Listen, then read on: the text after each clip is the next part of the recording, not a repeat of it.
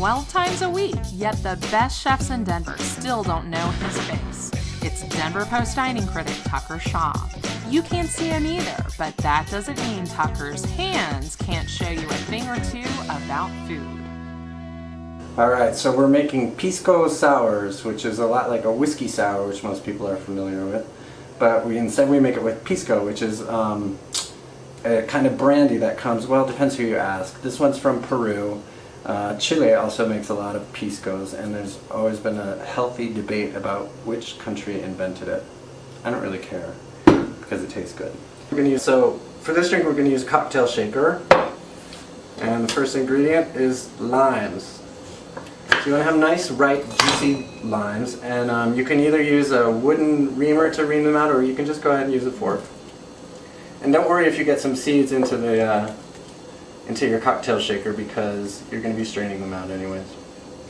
And so you want the juice of maybe 2 to 3 limes, depending on how limey you like your drink. I like mine kind of limey. And these limes aren't that juicy, so we'll do it right now.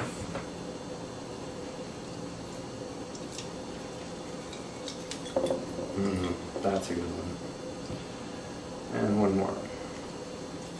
You're probably looking for about an ounce or so of lime juice, somewhere in there, but you don't need to worry too much about measuring it. Alright, ice. Fill it about, I would say, 40% with ice. You want to give it a little room in there so that when you're shaking it, you can really shake around a little bit. Here's a strange ingredient. Actually, not that strange if you're from the old school. Egg white.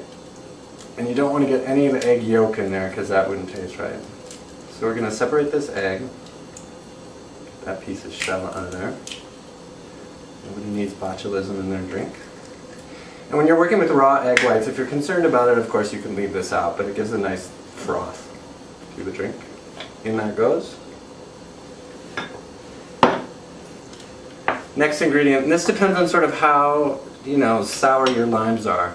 I tasted one of these limes earlier, and they're pretty sweet, so I'm just going to put a little bit of powdered sugar in. You can also make a really easy simple syrup if you want to, but not everybody feels like doing that. A little bit of sugar, and then the good stuff, Pisco. So I would be generous here and give it maybe 1.5 ounces. It's your birthday, a little extra. And these are Angostura bitters, which are not used enough these days, but it's just sort of like a little seasoning for your drink. It'll be a sort of a sweet, bitter taste. You want just a few drops of that, just to give it some color. Top of the cocktail shaker on. Make sure it's tight, or you're going to be wearing your Pisco. And you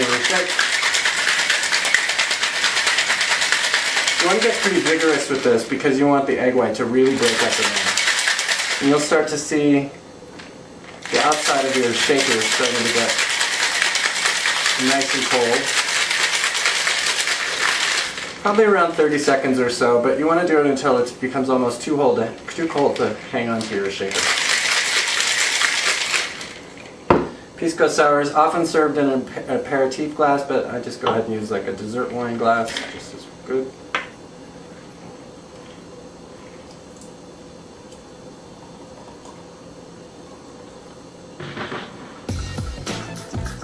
Out comes your nice cold Pisco Sour.